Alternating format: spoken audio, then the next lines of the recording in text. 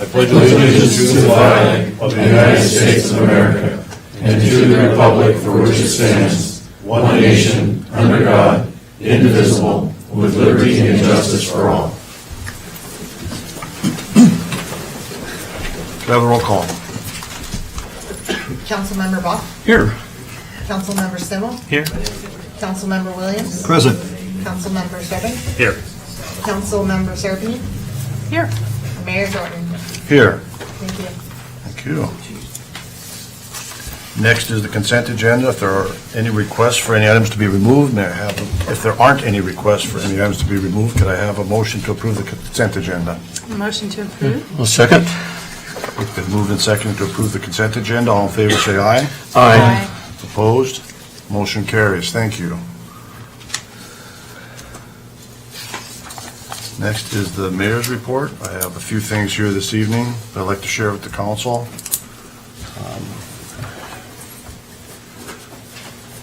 First of all, I just want to say that on Saturday, April 15th, College County Deputy Justin DeRosier lost his life in the line of duty.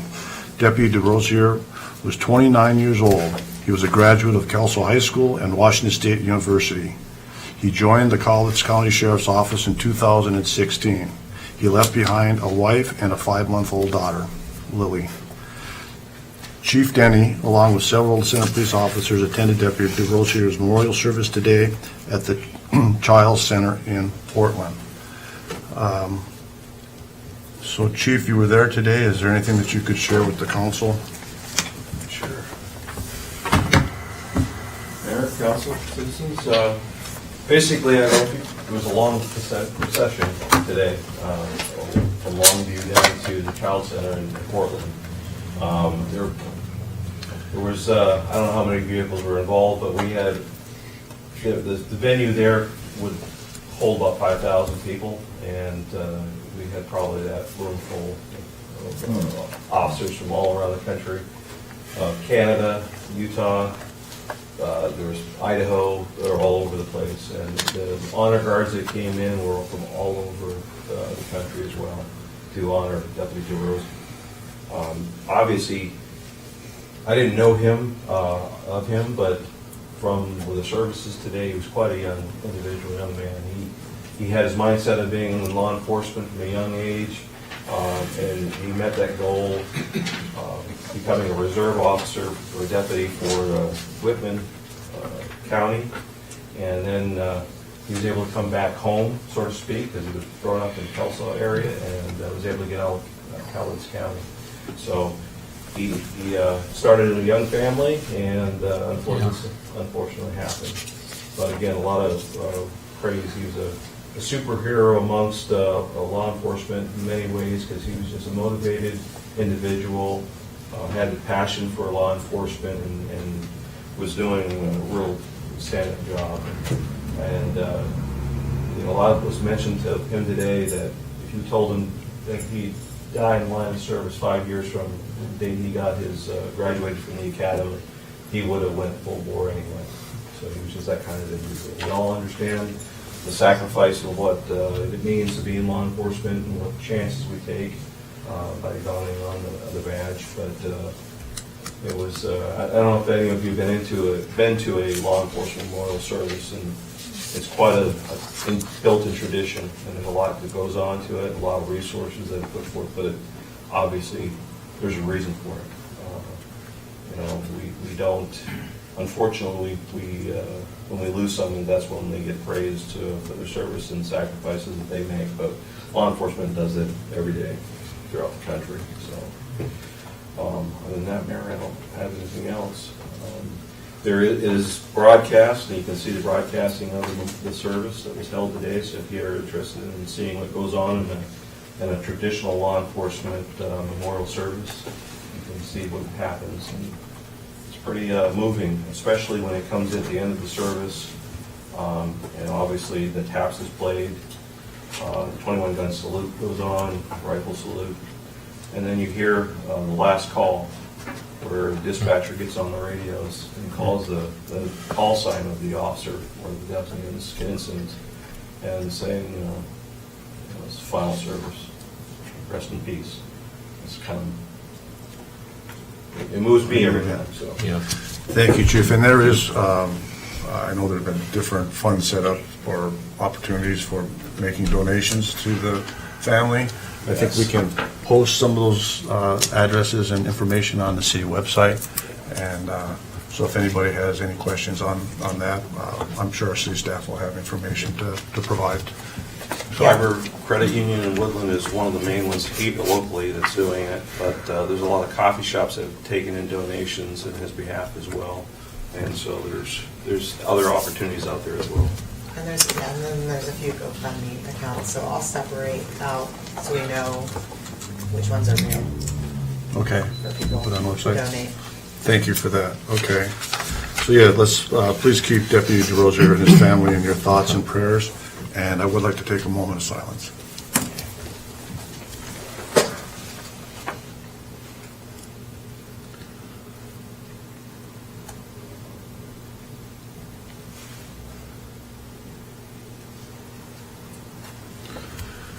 Okay.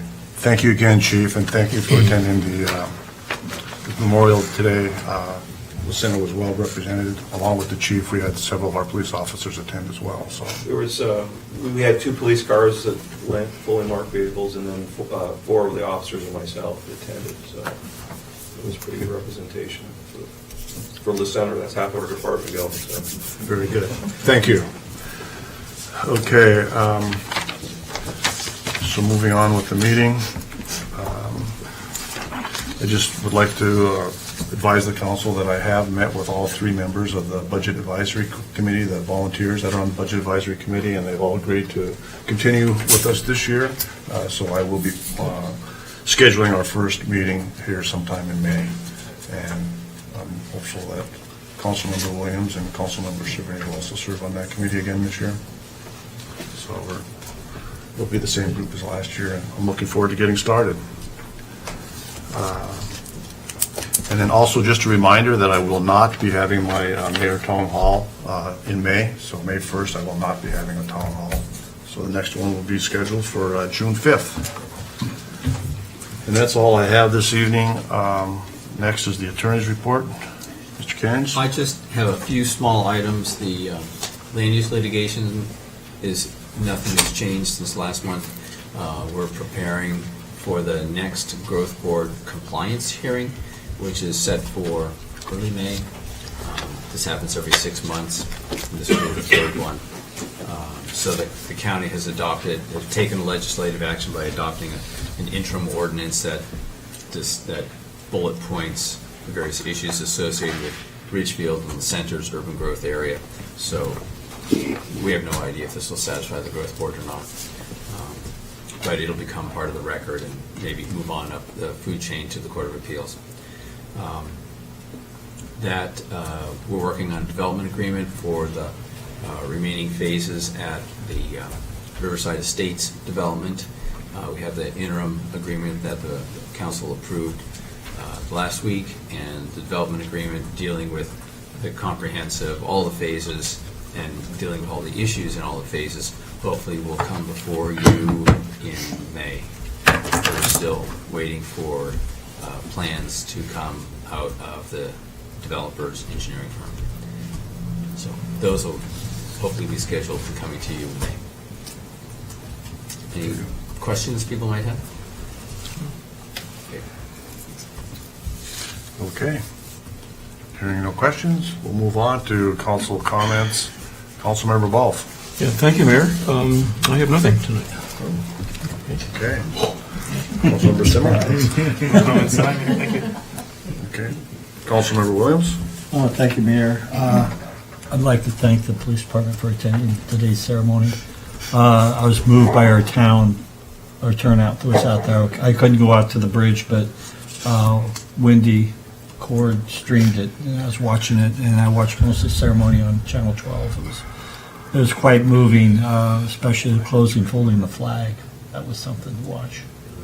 So I'm glad everybody, we made a good presentation out there, the citizens and the department. Just a reminder, Mayor, I probably won't be at the next meeting, the May 8th meeting. I have an activity in Chehalis that day. I'm not sure what time I get done. I'll be coming back to the center that night, but it may be past council time, and I may be a little grubby. It's a real event, so Okay. anyway, just, I don't think I'll be here for that. I'll try if I can, but I doubt it. Appreciate that. Well, That's all I have, sir. Thank you. thank you. Councilmember Cerveny. It's that time again. Graduation fast approaches, so we'll be, yeah, the many scholarship applications are being reviewed this entire week by many groups. So those that can attend the recognition ceremonies are always eye-opening, as Councilmember Williams has mentioned. Our small community gives thousands and thousands of dollars to our youth, and it's another aspect of how this community rallies and really supports everyone in our little community of the center so well, and gives them the encouragement and confidence to go forward with their goals and hopes and dreams. So I enjoy being a part of it. I've been doing it since 1992, and every year reading those essays just always astounds me. So thank you. Thank you.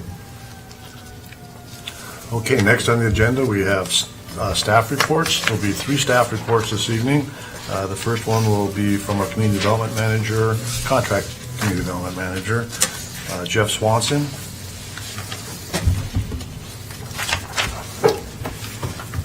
Good evening, Mayor and Council. Jeff Swanson, Community Development Manager. And we're going to walk through the community development update for this month. First, on commercial development, the Heritage Building, staff received the building permit plans for the new 8,800 square foot 2-story office retail building. This is the 3rd and final phase in the Heritage Center complex. And the SEPA and public comment period ends today, 24th. Construction is expected sometime in probably late spring of this year. The Center Middle School, the school district continues to work on the building permit plans, and construction is scheduled to start in the summer of this year. On the housing side, residential construction side, single-family homes, of course, continues to increase. And last year, we saw permits increase from 19 to 58 annually, and to date, staff have received 10 single-family residential permits or admissions, and 5 remain in plan review status. We expect to see quite a bit more activity here shortly. Riverside Estates, we had our special meeting last week to approve an interim subdivision agreement. Mr. Kearns talked a little bit about that. Let's see, so the development is comprised of 4 phases, 2 single-family residential and 1 multifamily, and then the 4th phase is yet to be defined, parks and open space phase.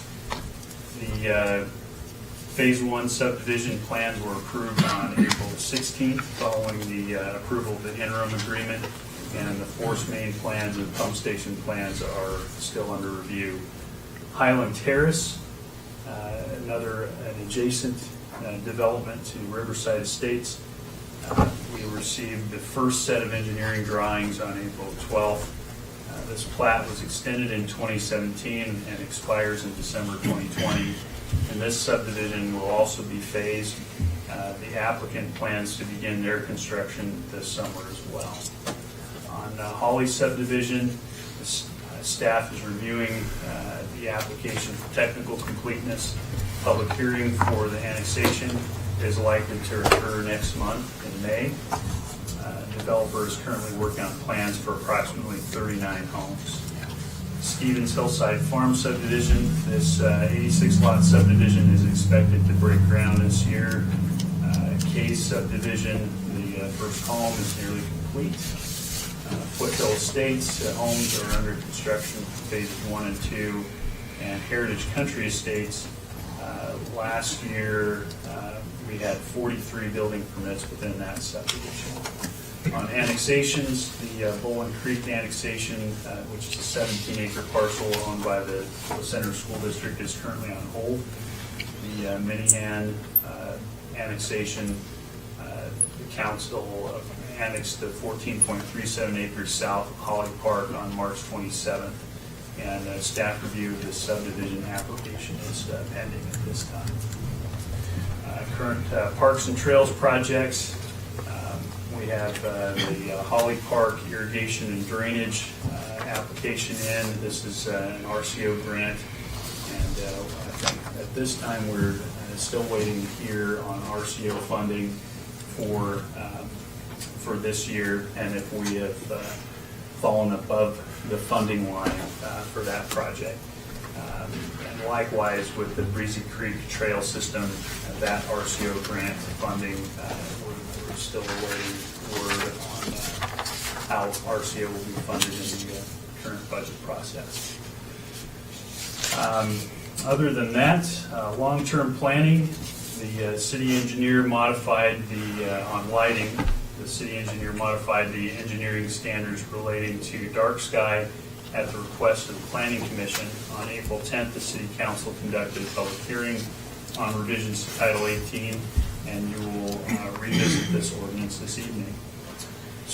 The city contracted with Berger Avian to evaluate the city's critical areas ordinance for consistency with state law and to make recommendations necessary to maintain compliance with the Growth Management Act. And the best available science report has been completed, and this is the basis for the critical areas ordinance update. And the Planning Commission will consider these changes next month. Mr. Eisman is working with the city to review the mixed-use sub-area plan for Timmon Landing and have a streetlight study for the Center Road going on. The Planning Commission work plan and the issues that they're looking into in 2019, cottage housing, the Timmon Landing sub-area plan, the accessory dwelling unit code, food cart code, multi-use trails, and looking into the economic impacts of trails, and site design standards, buffers, landscaping, and aesthetics.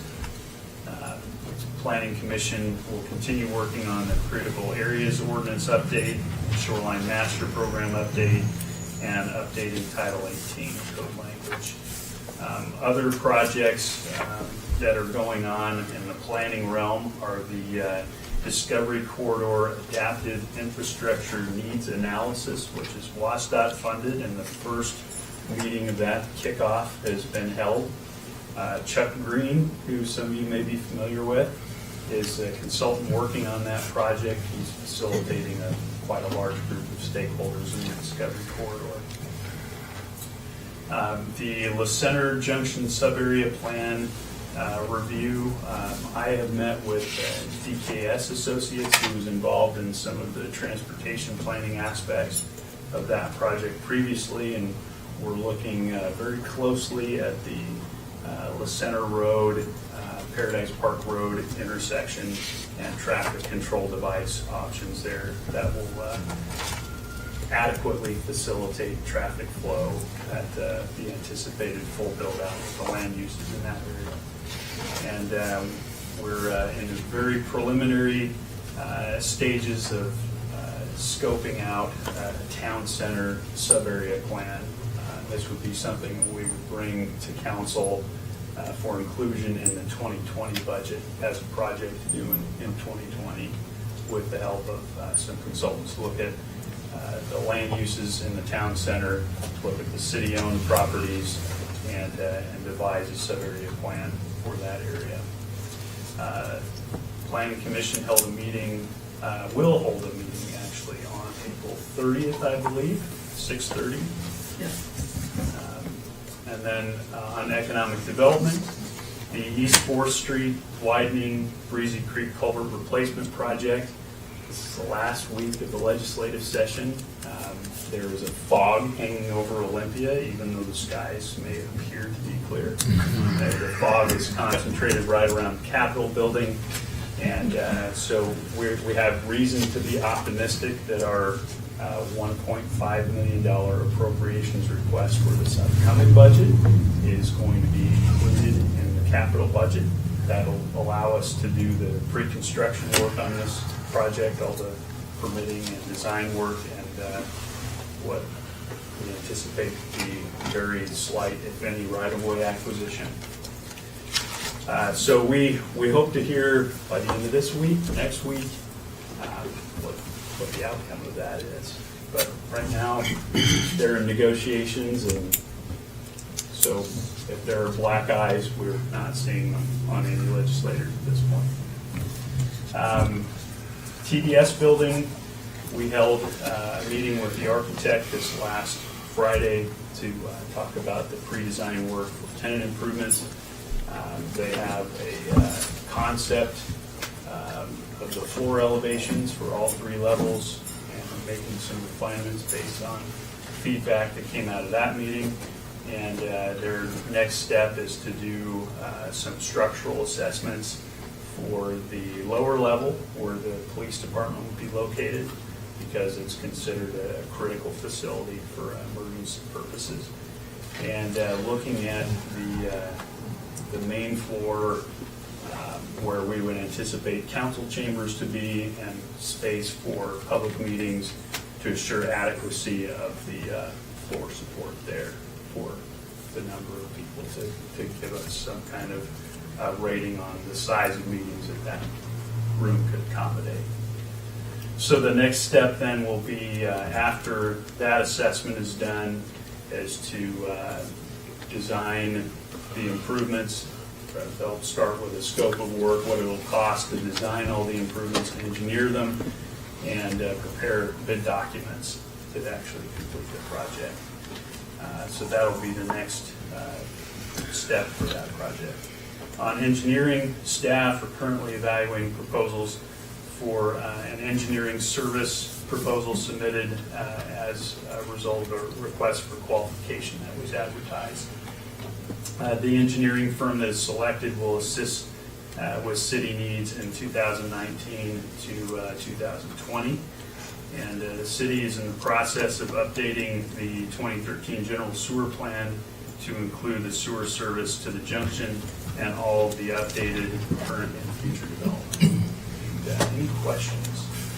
So that's Good question about the Holly Park irrigation and drainage. Is that funded, or is that still awaiting funding or that, grant? I believe, is still awaiting funding. It is. Yeah. Okay. It's a grant that for which we have applied at this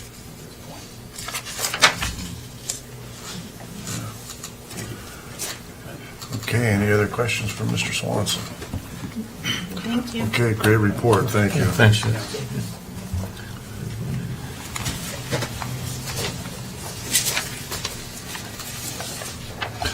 So the next staff report we have this evening is from our finance manager, Dustin Bailey.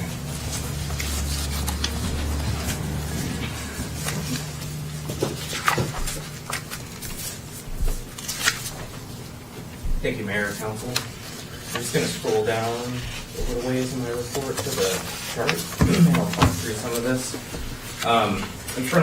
In front of you tonight, I have Q1 budget status update, and what you're going to see here is kind of the way I've always approached looking at a budget. Where at Q1, I'd assume most of these items would be around 25%, but I'm going to talk through some of those that are a little bit off from projections based on that kind of assumption. You can see their utility excise tax are slightly higher than anticipated, and because we've had some issues with utilities over collecting those taxes in the past, I had staff validate, and they're actually accurate. Licenses and permits are much higher than anticipated, and this is due to heavy volume of work, developments within the city, much busier community development department than we expected at the beginning of the year.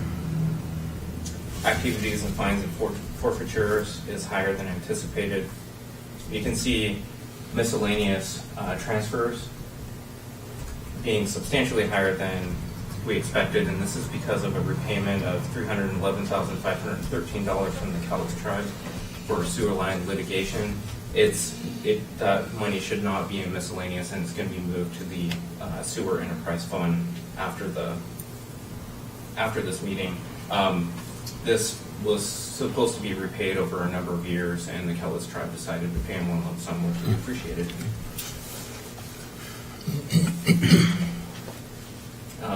Let's see. Revenue is below projections. You can see charges for goods and services are below, and this is expected because many of these revenues come in at a higher level during the summer months. Gambling tax revenues, you can see, are lower than projections. Notably, pull tabs are 12.34% of budget. Card revenues are actually kind of pretty close to budget projections, though. Moving on to expenditures, you can see the finance department, my department, is higher than projections, and this is mostly due to staff changes, which led to separation payouts, additional consultant support. In addition, the utilities for the new city hall building are being absorbed by finance, and that was not expected. Community development budget is higher than projections, and that's due to the unexpected work volumes I already mentioned. Staffing challenges, consultant support, and it's important to note that this department is one of those unique departments that the funding comes from permits and fees, which you can see, I just mentioned, are above budget. Public Works, you can see slightly above budget for operations streets, and that's largely due to seasonal work such as plowing, brining, street sweeping, and we can see some reductions in this expenditure category in the summer months, reducing. Public Works is slightly below budget in parks due to the seasonality of work, and we could expect that would increase when we have the grass growing and people using the parks more. Moving on to the sewer operating fund, you can see revenues are slightly below budget, and this was expected because we have new development, more houses going in. When we have more residential units, we could see an increase in this revenue. And expenses are slightly above budget because of the seasonal work requirements at the treatment plant. So overall, notes, the budget appears to be healthy and on track. The council should expect a budget amendment to correct some items moving forward. And the city management team is looking very closely at the budget, monitoring items and making sure that we stay within the budget authority offered by the council, and then also to make sure taxpayer funds are used appropriately. Moving on in my report, I have in front of you the gambling tax breakdown. You can see the gambling tax being substantially below those numbers in 2018 for the same periods, and an effective tax rate of 6.3% so far this year. On a separate note, there's a parcel at the Center Junction 211-230-000. City staff were alerted to a potential issue with the property tax payments on the subject parcel. Tax paid on the parcel last year was over $5,000, and this year $34.85 property tax requirement was a reduction after it was acquired by the Cowles tribe. So we contacted the Clark County Assessor's Office and were notified that the change was due to property tax exemption filed by the tribe under RCW 843610 for tribal administration, tribal public health, and tribal environmental land use. So city staff are monitoring the use of this parcel, and if a for-profit enterprise is developed on that parcel, we'll be prepared to request a change to that exemption. What was that parcel? Was that coffee stand before? No, it's actually on the east side of the freeway. I call it the island. It's the parcel that's between the freeway and Paradise Park Road, right adjacent to Lucena Road. Okay. It's the round parcel. And then there's also on the other side of the street, there's also a sliver of land at the College Tribe Home that goes down to the stormwater pond. Yeah, that's what I thought it was. Right. But that would be exempt, I think, by that. Because it's environmental. I don't know that that's typically tax exempt or not, but In addition to this information, earlier this week, the city did receive a letter from the Department of Interior, Bureau of Indian Affairs, and council may remember last year, we vacated and sold a parcel of property on the west side of the freeway. That was actually a remnant piece from when the interchange was being constructed. So there was that piece, and then the piece that you were referring to, the coffee shop. The letter informed the city that has been, the federal government has taken that land into trust, so that has also been removed from the tax rolls as well. So those are two recent developments for land at the junction, all the land is owned by the tribe. So, good report. Any questions for Mr. Bailey? Okay. Good Thank you. report. Thanks. Thank you.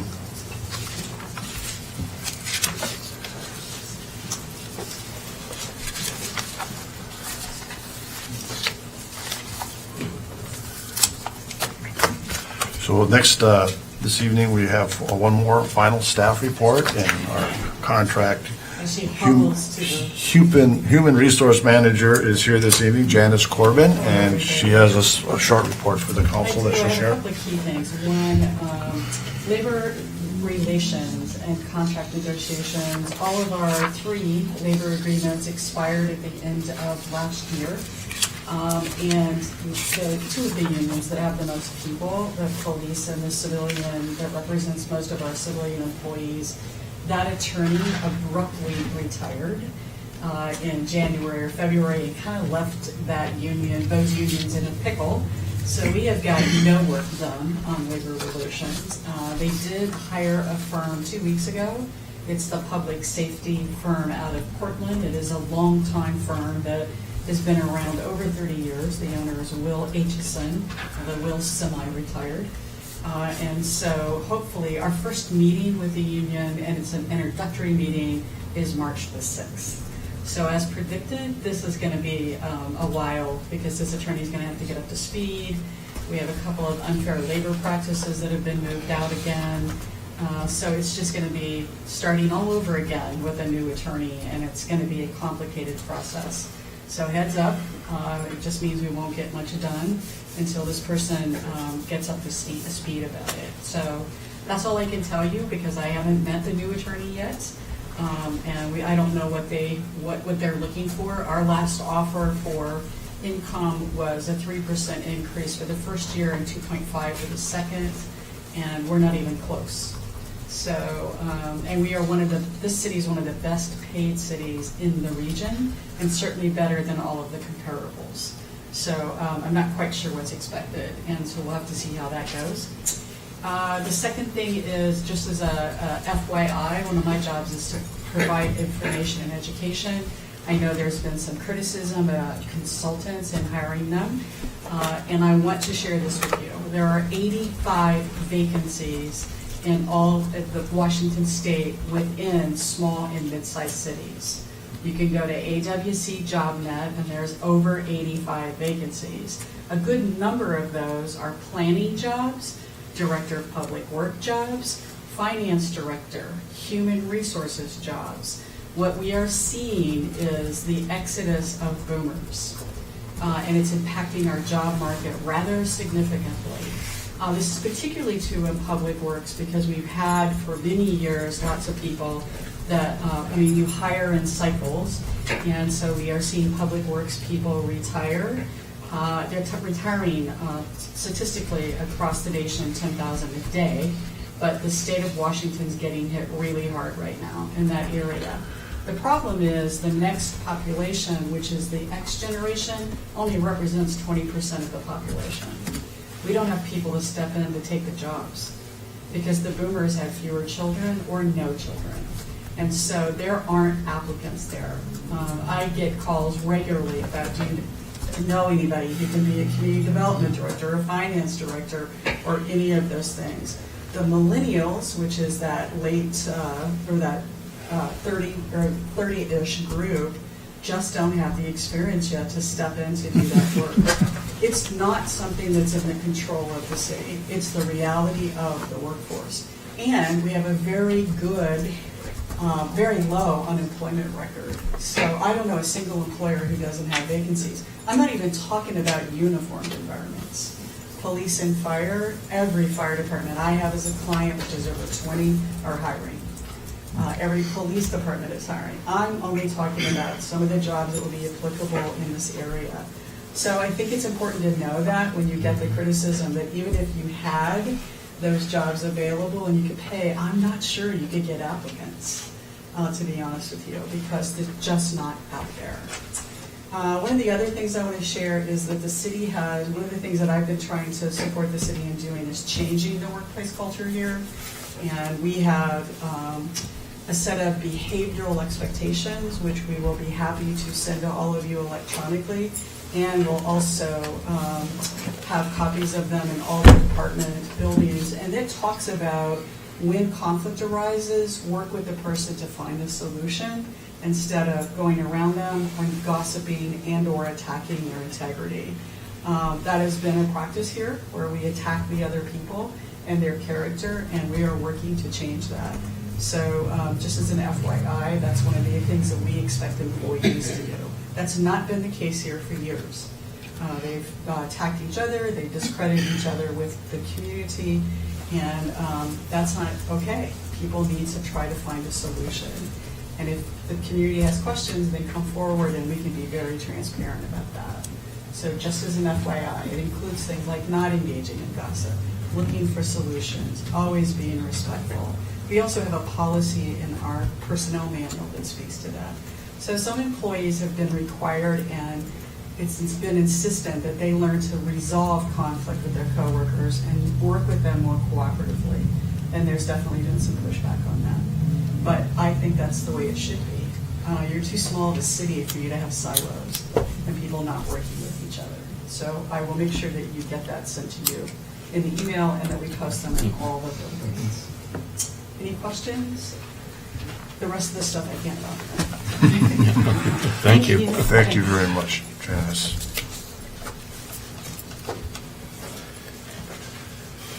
Next on the agenda is citizens' public comment. If anyone would like to address the council, please step up to the podium, and if you give us your name and address, and limit your comments to 3 minutes.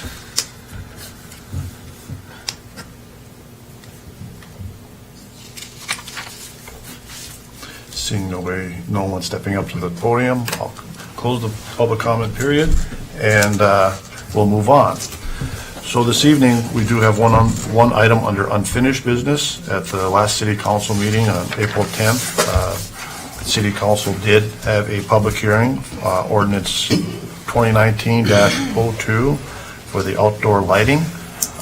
We will continue that public hearing this evening. I would like to open it up to the city council for any discussion. We do have Mr. Eric Eisman, the contract city planner, is here this evening to answer any questions that the council may have. And we also have the planning commissioner chair, Diana McLean, and she's here as well, and they are available to answer questions. So I'd like to first continue the meeting. And Eric, do you have any comments or anything that you'd like to add initially here? Or? For the record, Eric Eisman, planning consultant on this project. Thank you for this opportunity. Just a reminder that this ordinance that's before you related to outdoor lighting applies to new development. It doesn't apply to existing uses here within the community.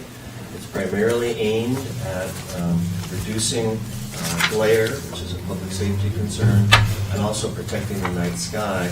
It's aimed at those largest producers of light, and that would be commercial and industrial uses and the common areas of newer subdivisions. It doesn't apply to existing residents that are here in the community.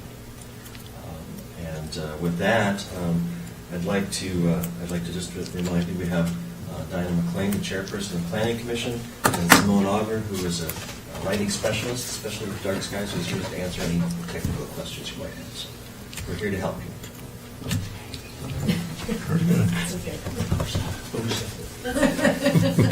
May I ask you a question, please?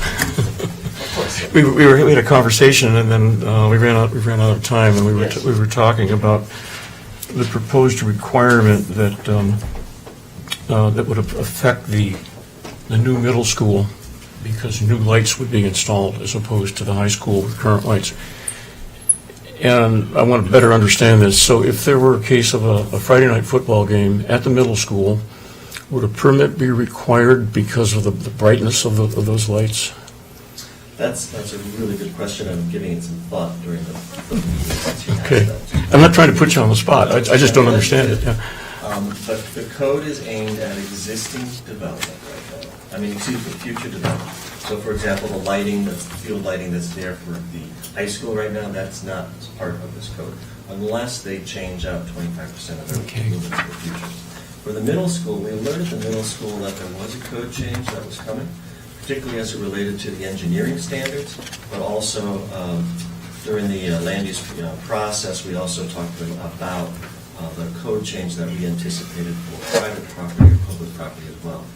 As I thought about this more since you asked the question earlier, I came to the conclusion that because this is a land use chapter and they are vested under the codes that are in effect at the time that their application was not technically complete, unless the city attorney tells me otherwise, I would assume that they're not subject to this land use chapter.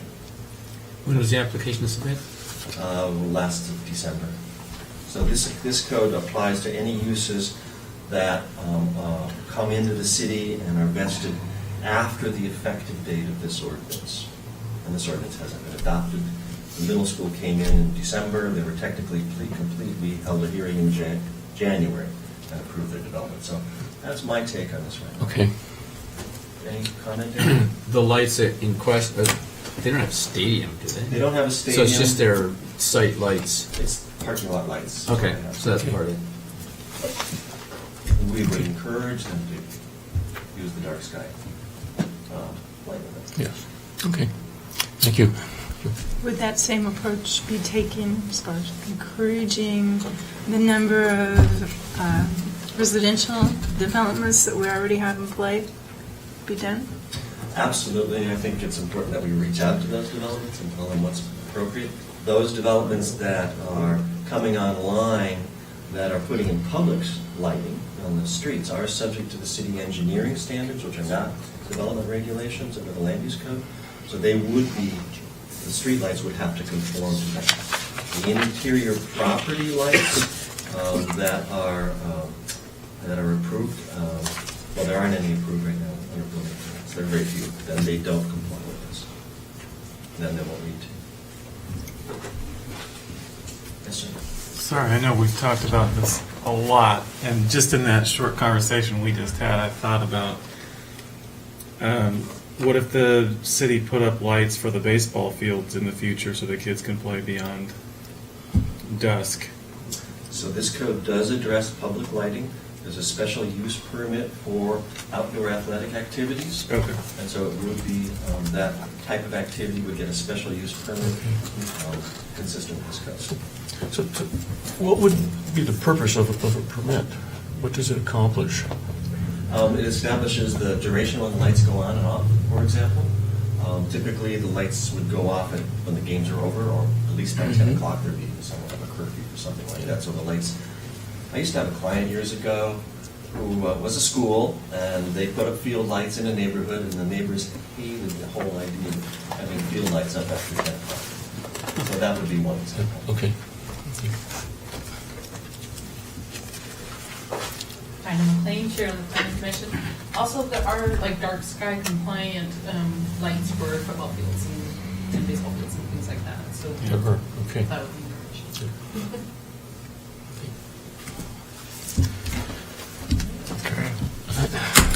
I'd like to offer a comment. I don't mean to interrupt anyone down there. I think you were. Mine's more comments than a question.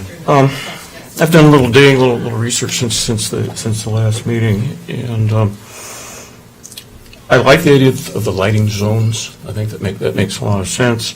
I like the idea that the bottoms will be kept dark. I think that's a great idea.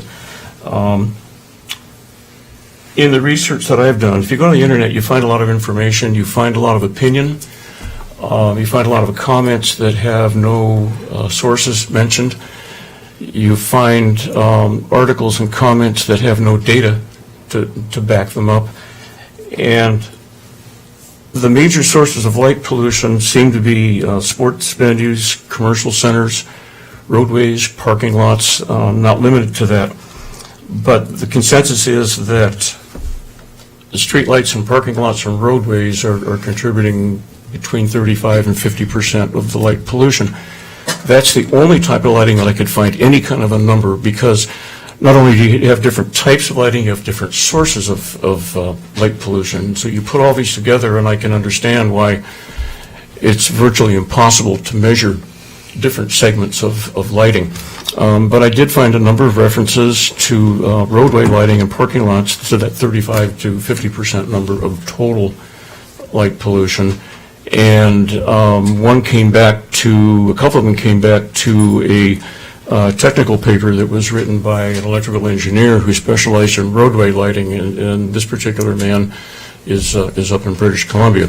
But that was the only real pinpoint of any source of lighting pollution. I think it makes good sense to transition to the full cutoff fixtures. I found I brought some show and tell tonight, and for those of you that can't see this very well, I'll be glad to show this to you after the meeting. But you can see the range between a full cutoff fixture, which is on the far right side for you, and then the typical acorn light, and everything in between. And I think it's quite impressive, and I think it speaks for itself as to why we should try to move away from the acorn lights as we go into the new subdivisions. And actually, I think it would be nice to see Clark Public Utilities put a retrofit program in to go to full cutoff. I don't know if that will ever happen, but I think that would be nice to see. So I think we're doing the right thing by wanting to move over in that direction. I like the shepherd's hook style fixtures that are done on the bridge. The people I talk with like that. They like the effect. The people I've spoken with support the idea of going to a dark skies program, but only up to a point, and I'll get to that in a minute. I like the proposal that exterior lights on homes, like garage lights, porch lights, and that type of thing, also go to a dark skies compliant fixture. And I think I mentioned in the last meeting, my wife likes them so much that now she's needling me to put them on the house. So I imagine that's going to go on the honey-do list this next summer. But I've also got concerns. I see a lot of regulation in this proposal. I mean, there's a ton of work has gone into it, and I have to give everyone on the Planning Commission credit for the amount of work that went into this program. But while landscape lighting is exempt from the controls, and the controls as they're defined in the proposed code are would be the controllers and the timers and photoelectric cells and that type of thing. But uplighting in the residential zone is prohibited. I see a big 0 on the lumens on that chart. A week and a half ago, I visited someone's home which has very nice landscaping, and here's more show and tell. But I have to share this. This is the backyard of a home that I visited. The trees along the back fence are redwood trees. They're about 40 years old. They are twice as tall as the 2-story house that sits on the lot. The tree in the foreground is a maple. It's about 6 feet tall. It too is uplighted. Based on the recommended code, these could not be uplighted. That in the case of the maple tree, you'd have to have an 8 or a 9 or a 10-foot pole with the light shining down on it. And I don't know how you would shine a light down on a 40-foot redwood tree. And to suspend lights from branches on those redwood trees is not practical. Another tree on the property is a flowering tree of some sort. I don't know what kind of tree it is. And it's about, the bottom of the canopy is about 8 feet tall, and the tree goes up to, I don't know, maybe 11 feet. That, based on the code proposal, would require a tall pole shining the light down. And shining a light down on that tree completely obliterates the effect of the beauty of the tree. You wouldn't even see it. And that concerns me. I think what this comes down to is we need to think about property rights, and we need to think about our new residents. And the people I've spoken with fully support the idea of the porch lights and the house lights and the street lights. But when I talk to people about this and they say to me, well, that means I wouldn't be able to do this in my backyard. I couldn't landscape my backyard like this if I bought a new home in a new subdivision. And I don't think that's what we want to tell our new residents who move in, to say you can't have a yard lighted like these. So I really think we need to rethink the part as it relates to the residential areas. I'm fine with how we feel about streetlights. I'm fine with the commercial areas. Our recently enacted sign code addresses signage and lights on signage, so that's already covered. But I'm not comfortable with what we're telling new residents, that they can't have a backyard that looks like these. I'm telling you how I feel. Okay. Did you ask the neighbor how they felt about all that? Yes. The other neighbor, the one that doesn't have the lights. Yeah. This is not a neighbor. This is somebody. No, I mean their neighbors. Yeah. Did you talk to their neighbors? No, I did not talk with their neighbors. I would be curious to hear what their thoughts were. Yeah. I mean, it is a very difficult position that we're in, but I think what we have to consider is long-term. How do we get to a balance with the growth that we're looking at? And how do we manage, if every other house started doing that, we're not making much progress in terms of the total dark sky and the environment that we live in. And the reason that we all fall in love with La Center when we come over the bridge is because of the wetlands and the everything that we have in this community, the wildlife, the view, and it's all impacted the more and more you see all of that in one backyard. Yeah. I mean, I understand the beauty that particular property owner may have for their yard. I love my backyard too, but you also have to manage what your neighbor considers too and how you're impacting them. If those lights were on all night, I would be a little annoyed if I was a neighbor. That has to be resolved between neighbors, don't you think? No. How do you manage that if you're both building and there's no regulation to go by? But have you ever known anyone to have problems like that? Yeah. There are all kinds of There's all kinds of and there are problems all kinds of problems between neighbors on a lot of different issues too. I'm dealing with one right now from a citizen. It's got nothing to do with lighting, but it's an issue between neighbors. It's right next to. It's the parcel my husband sold, and their lights shine directly into the house 24 hours a day. They also have the lights that go on with every movement of the tree limb. So how do you get into managing long-term the growth that we're talking about? And I'm not saying we start backing into regulating already existing homes, but I think at some point we do have to look at how do we balance and look at growth going forward before we get ourselves into a corner where we haven't made these tough decisions and we no longer have night skies. Yeah, I would rather treat it as a nuisance rather than to put it into a lighting code to tell people they can't uplight. Because spotlights, for landscaping purposes, can be aimed. They can be directed where they're supposed to go. And to tell people they can't do it, I think is government overreach. And my issue has been the review authority the whole time. Something I brought up with Dennis when you guys did the presentation. I'm still at a little lost as why we need a review authority that can set lighting curfews or such as examples. And that to me is concerning language in the code. I mean, you're talking about creating a committee for lighting and then who's going to police all this? To me, the code is overreaching, as Doug says. I do support some facets of it, but I think like the review authority and such is something that needs to be addressed and looked at. Can you comment on the review authority, please, I can Mr. comment on Eisman? the review authority. The review authority is a term that's used throughout Title 18 of the Land Use Code, and that applies to, or refers to the person who's in charge of the planning department at the time, whether it's your planning director, your planning manager, your consulting planner, who's ever given that authority throughout the code is considered the review authority.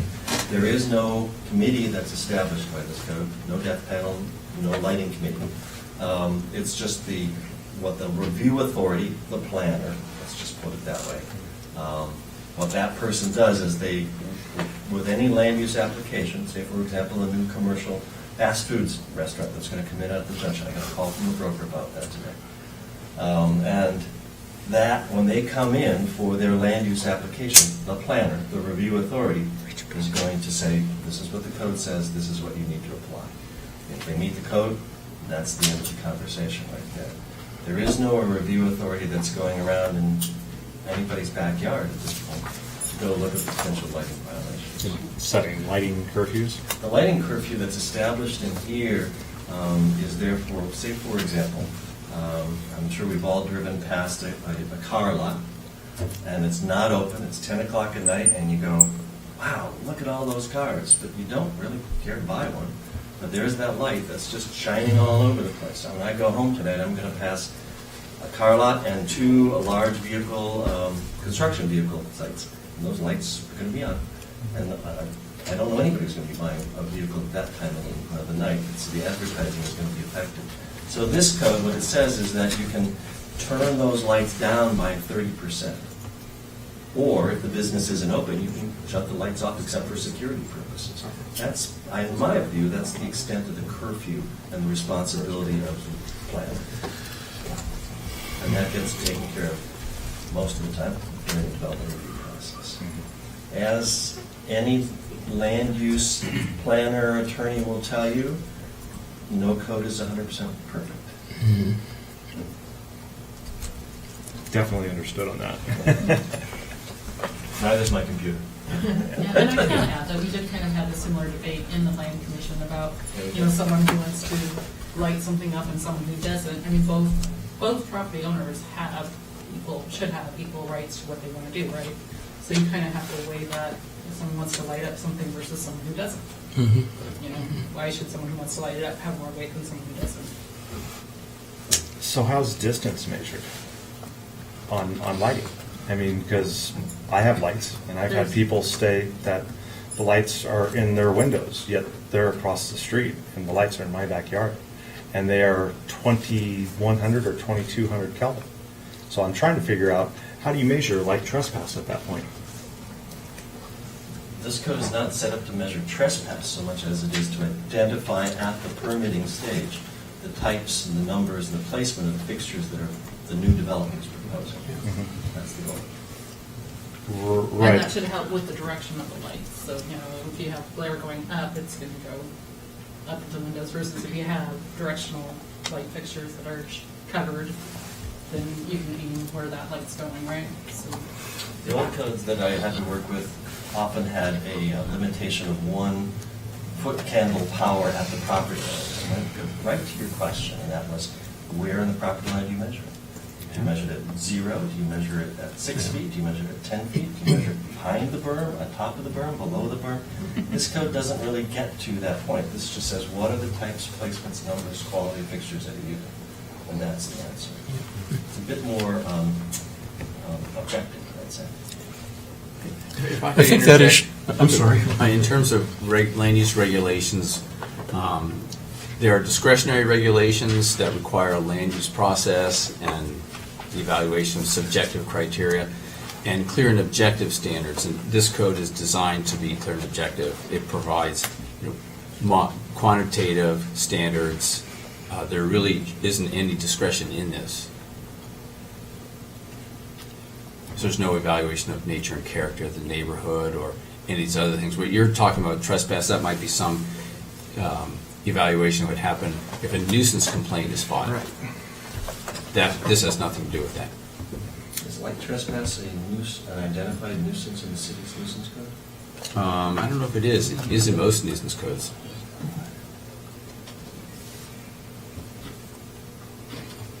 Which this is not. Okay, but we did address light trespass in this committee, or at least on these pamphlets. So that was part of the presentation that I have right here in front of me. In the purpose section, we do talk about the need for doing this is to help reduce, not eliminate, light trespass. Right. But the only way we attempt to get to that question, as Dan said, is through clear and objective standards. So like these lighting standards that Doug had, the fully open light fixtures were deemed to have a big problem with light trespass. And so this code prescribes a kind of light fixture that doesn't do that. It doesn't provide a performance standard, says this is the kind of fixture you have to use.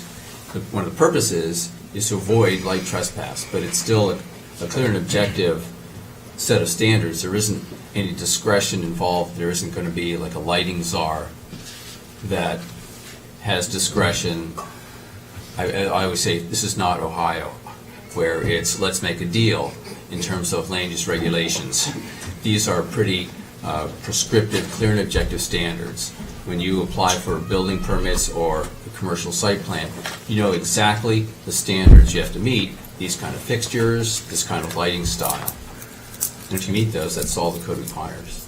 And that's why the Planning Commission selected this bug standard of backlighting, uplighting, and glare. But because that standard and the performance standards that are identified in it will help reduce that kind of trespassing. So we don't got to measure trespass. And one of the other things that I did go talk to Ridgefield to see if they'd had a lot of complaints, because some of this is similar to their code. And they haven't had very much problem about, people complaining about someone else's lights, and when they have had, when they come out and have the issue resolved, that I think they said they had one, I can't remember if it was a year or two, whatever it was.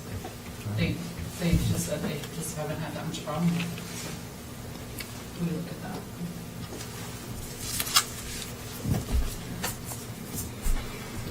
Very good. If there's no other questions for Mr. Eisman or Dinah, I'd like to go ahead and open up the public hearing for public comment.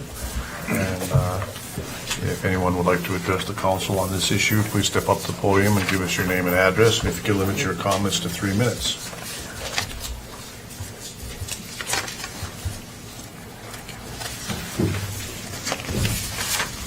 Hello, my name is Simone Auger. I am a lighting specialist, lighting certified, and actually work with the Energy Trust of Oregon Commercial and Industrial Lighting Program. So I work on projects that basically deal with these issues all the time. And I just wanted to come here in support of the ordinance. And some of the reasons why, a little bit of background, I grew up here, and I've been here since I was 4, and I have distinct memory of driving through the center with about 3 street lights. I don't know if you guys were here in the mid-60s. It was dark, and the only other lights were barn lights on somebody's barn. So it's really a unique opportunity. This ordinance is a unique opportunity to basically do several things.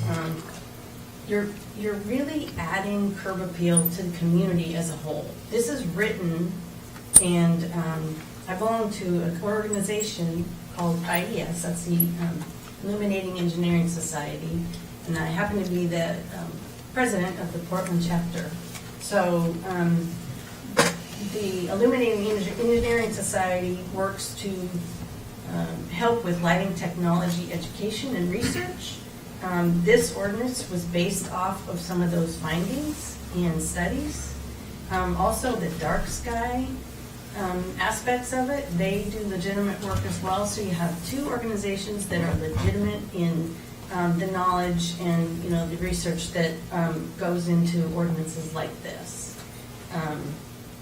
I think what you're doing with this is you're positioning the community to be, I think, cohesive in a way.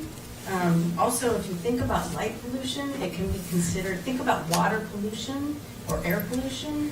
It's kind of something that you want to protect the community from as a whole. You do want your property rights, and you do want, you know, your lighting, landscape lighting, and but if you think about it in a different way, and understand that lighting technology is a different animal with LEDs.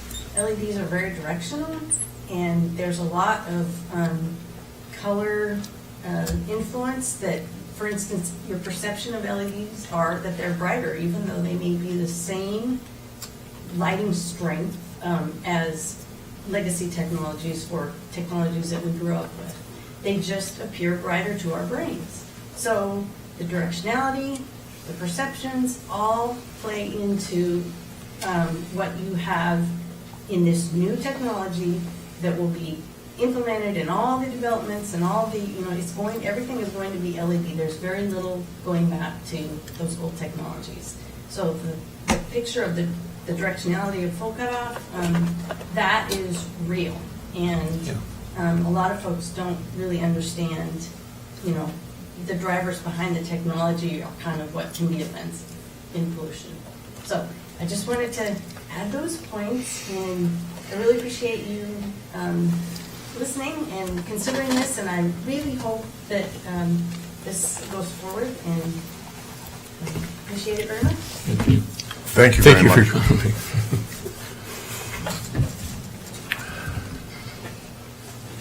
Anyone else?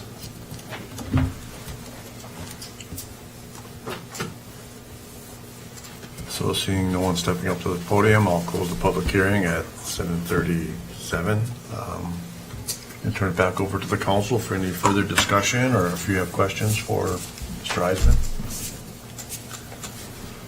Actually, I do have one more question. So let's say I decide that I want to uplight everything in my front yard next week. This passes tonight. What happens? Can I not do that? Or The because I'm in the effective old one? date of the ordinance will be 30 days from today if it passes tonight, so. Well, Next question. 6 weeks from now. Speed is always important. Doesn't affect your existing. And you're an existing residential development. If you are a non-residential development and you upgraded and you increased your lighting by 25% of the lumens, then yes, you would be subject to this. But because you're a private residence and you're not subject to this right now. So act quickly if that's what you're going to do. Right now, it's I have some things in the works, so yeah. If you can find a contract for business. Thank you. Thank you very much, Mr. Eisman. So, any other questions, comments, discussion? I spoke to quite a few different residents at the ball fields and talked to them about this as well. While everybody was on board for streetlights being changed over and such, they really, and I don't know who you talked to, Doug, but the ones I spoke to, they were hands off my house type thing. In fact, I spoke to one today right in our neighborhood, and he was pretty much upset that it was even even on an initiative at this point. So I just wanted to bring that to light. That's pretty much what I got, too. I mean, there's a lot of support for keeping the bottoms the way it is. There's a lot of support for the full cutoff lighting. But when you start talking about people's backyards, for example, that's entirely different. That's feedback I got.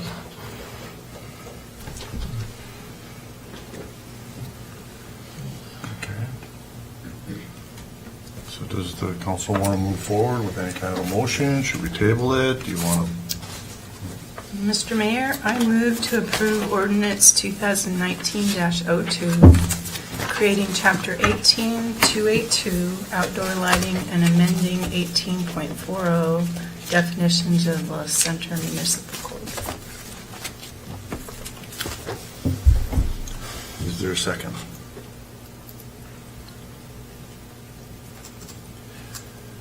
Here. Oh, it's like we're going to have to amend it either way. Hearing no second, the motion dies for lack of second. Thank you very much, Mr. Eisman. Thank you, Diana. Thank you for your presentation. So with that, we will move on.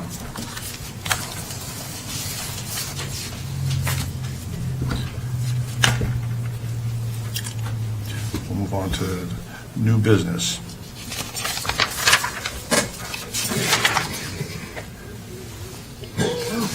Next on the agenda, we're going to have a presentation by our consultant, community development director, and our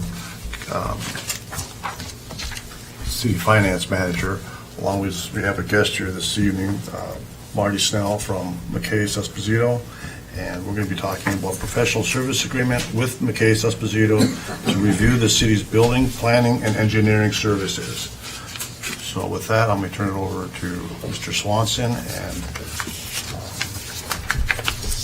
Snell will be here to answer any questions as well, so thank you. Thank you, Mayor and Council. For the record, Jeff Swanson, Contract Community Development Manager.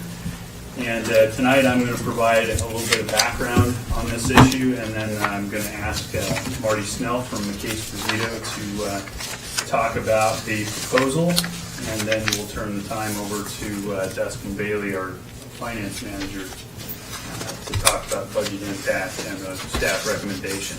So by way of background, city staff have identified aspects of the building and development process that are inefficient or are not consistent with processes used by neighboring and comparable cities.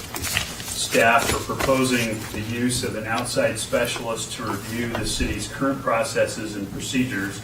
And this will allow staff to pinpoint areas of improvement in the city's operations to ensure that city processes are efficient, effective, and customer-focused. Recommended changes may include processes, staffing, city codes and standards, physical space and operations, and customer service. We've been working with Mackay Sposito to solicit a scope of work to achieve these aims, and Mackay has some specialty expertise in-house, and largely represented in Mr. Snell, who is here this evening. Mr. Snell has been on the jurisdictional side of the community development counter for many, many years at Clark County, at the city of Camas, and at the city of Washougal in planning and community development and economic development roles as a manager, director, and as a planner. So he brings a vast amount of experience looking at it from the municipality side of things. But in-house at Mackay Sposito, they also have staff who have worked their entire career on the applicant side of the counter. And so having this dichotomy present in one firm to come and evaluate systems and processes is quite a strength that they bring. So I'll ask Marty to step up here, and if we could scroll down in the staff report to where the diagrams begin.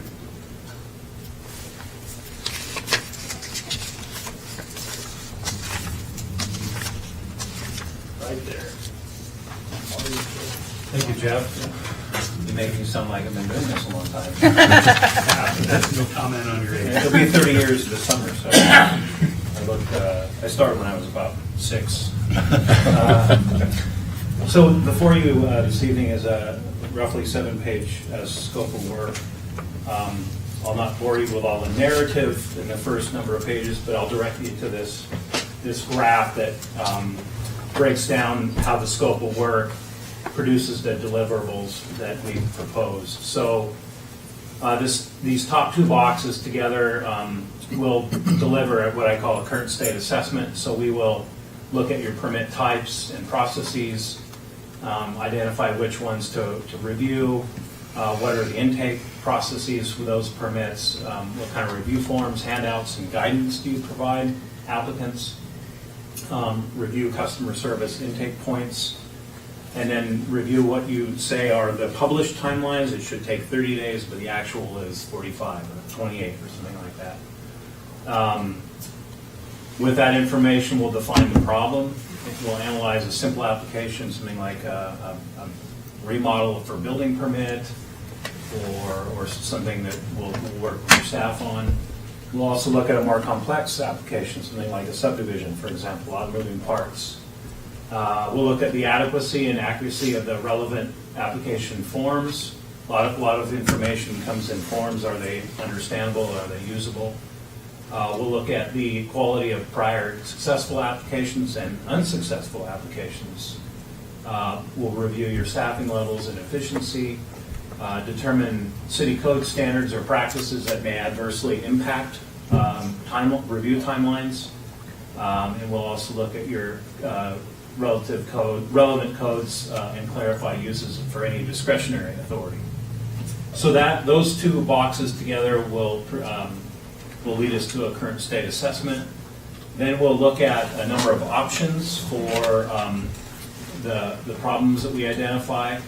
We'll want to conduct stakeholder outreach to solicit volunteers, maybe a builder or somebody who's looking at a remodel, or somebody who's going to be looking at a short plat or subdivision.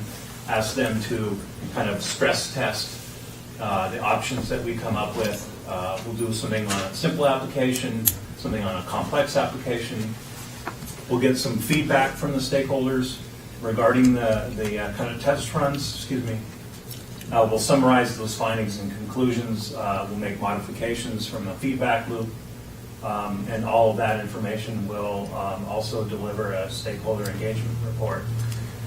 I don't know if there's anything left. The other is to we'll outline alternatives for all the for improvements to applicant services. Whether you need more helpful forms, handouts, guidance. Benchmark staffing levels appropriate to the workload that you have today. Research and recommend possible action steps to improve city code standards and/or practices. Propose guidance for determining city staff review versus outside consultant review. Understand that many of your things are outsourced. Summarize past factors that adversely impact the application review predictability, and develop some corrective guidance. And then lastly, summarize any possible customer service enhancements. And the last deliverable here is a future state assessment and reporting on resourcing for your development review functions. I have a colleague in the office, Erin Toman. She's been with Mackay Sposito for 23 years, and she's been at every permit counter in Clark County, and she's our land entitlement manager. So she'll be working fairly extensively with me, and she has a lot of what are best practices around some of the smaller cities in Clark County.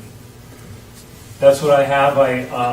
I have a very generous window of time, 5 months. I don't think we'll take 5 months, but there's some assumption on when we might start, and then summer months are hard to get a lot of people together, so that would be on the outer edge of when we'll get done. So that's what I have, and if you have any questions, I'll be happy to answer. One question I have, or comment, Marty, is we've talked a little bit about, I understand the county and now several of the cities have gone to an e-file type system where it's more electronic. Yes. And is that going to be part of your analysis as well? We'll look at your intake system in terms of, is it all paper paper products, or do they do any kind of electronic filing, even if it's, a lot of engineers now have, your AutoCAD, and can they digitally submit, even if it's to Wallace Engineering, for example, can they just digitally submit to Wallace without having to produce a bunch of paper? That's one example.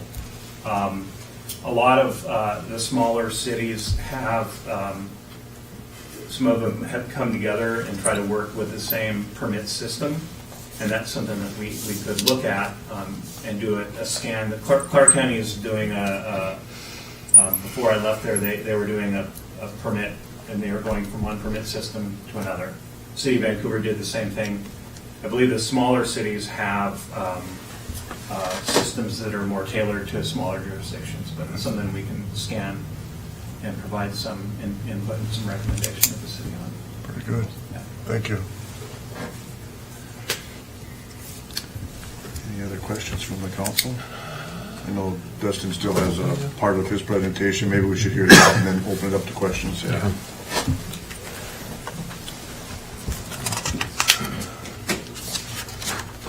Council, Mayor, so talking budget impact of this contract, the not to exceed on the contract document is $30,810. And it's important to note that the 2019 budget adopted by the council does not have a line item for this particular expenditure. Approval of this agenda item will provide the mayor with the budget authority to execute the contract with Mackay, Sposito. And a line item for this expenditure will be included in upcoming budget amendment the staff is currently working on. And the recommended motion, city staff are recommending that the council part of the professional service agreement with Mackay Sposito and provide the mayor with budget authority for this service. Did I hear you say this is a not to exceed number?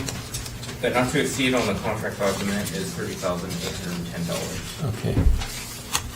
Thank you. And that is in the Exhibit A of the professional services agreement. Okay. So I just was asking because I see the word estimate up here above that, so want to be certain that's a not to exceed. It is. Okay, thank you.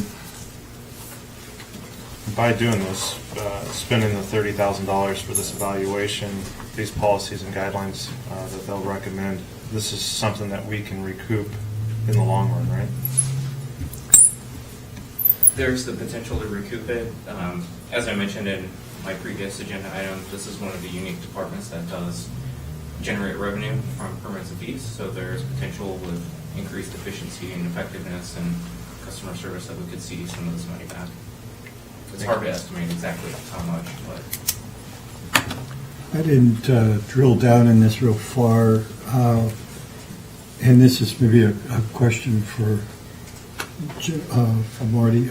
Is there going to be a review of fees, of what are our fees versus other cities?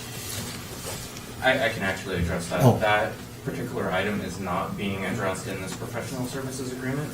We're currently working with Paul Lewis to review the current permit fees and fee schedules. He actually performed that same analysis for neighboring cities. So we're using some of that work, and he'll begin working on that in June. So that will be complementary to this effort. Wonderful, thank you. Yeah, so that will be done by Paul, and the city of Washougal, just basically, Paul Lewis did that very thing for the city of Washougal, so lots of current data.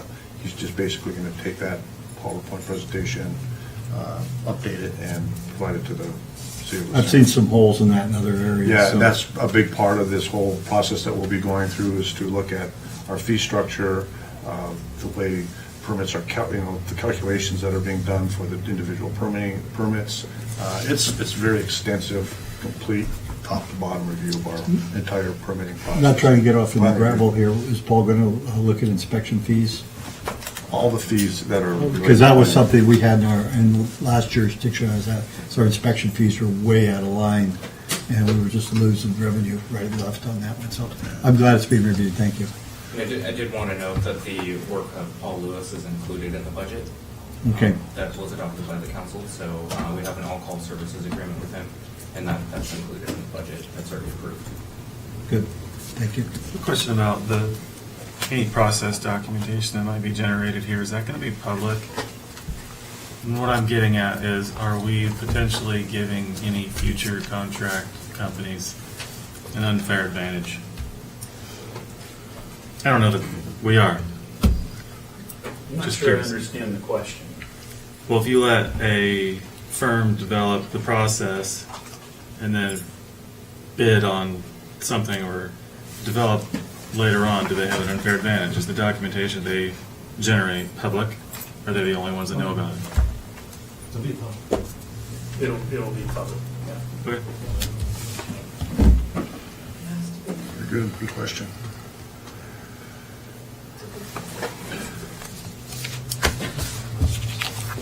Any other questions from council or either the consultants or City staff? Can I ask a question? And if we don't do this, what will our situation be like? That's a fair question. Right now, it's pretty dire.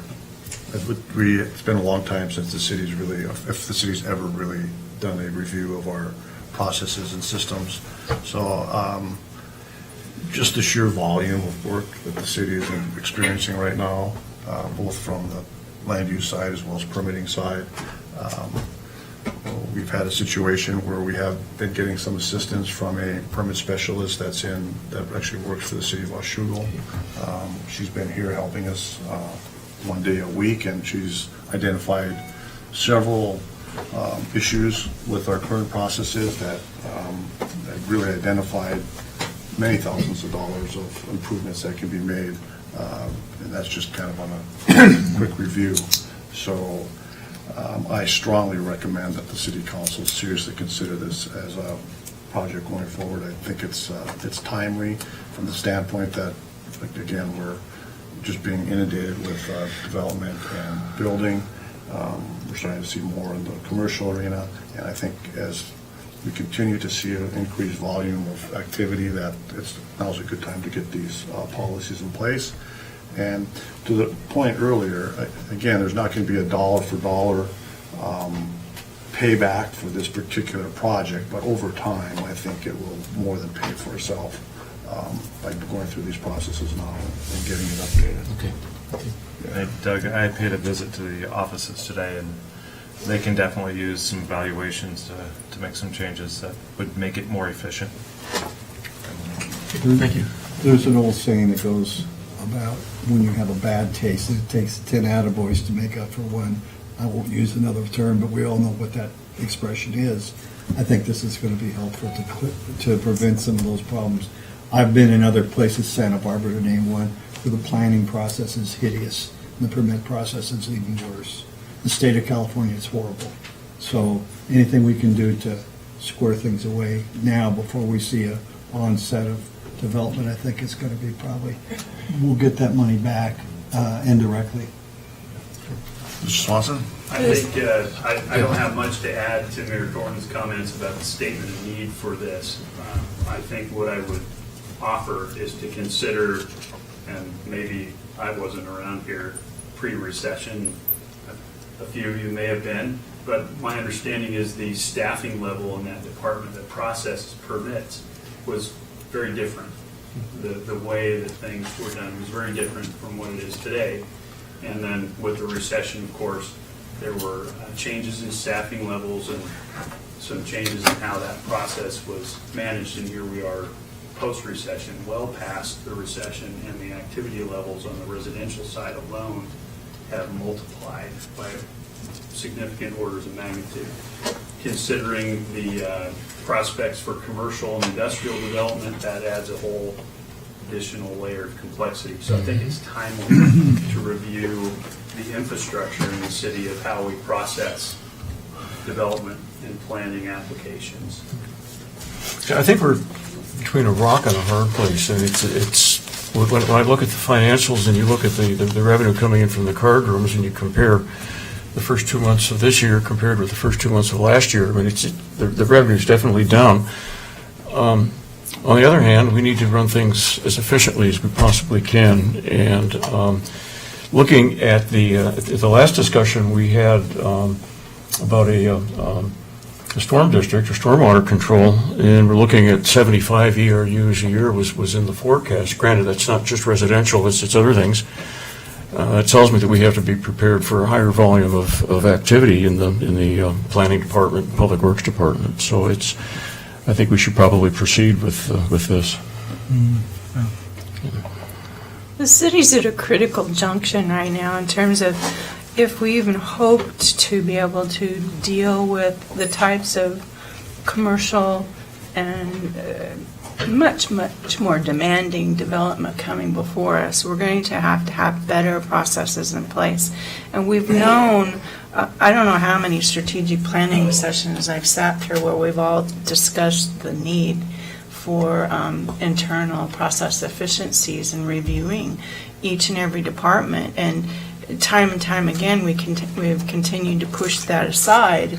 And now we're at that point where we really have to do it and make the progress that we need to. I've heard from 3 different developers over the years, and through all of the cycles of building, that our community has not been the best to work with for a number of reasons, even when we had the higher staffing. So it's timely to really roll up our sleeves and look at this from all aspects and really put the community in place with the guidelines that we need to move forward to deal with both residential as well as commercial development.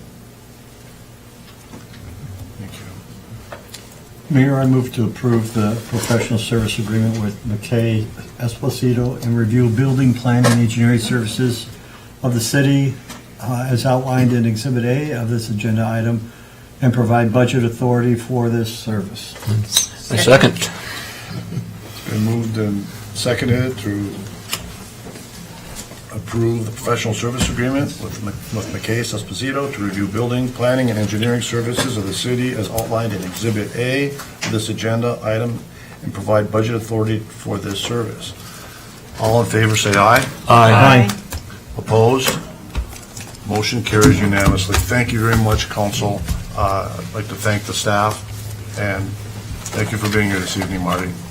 We look forward to working with you. See you in the morning.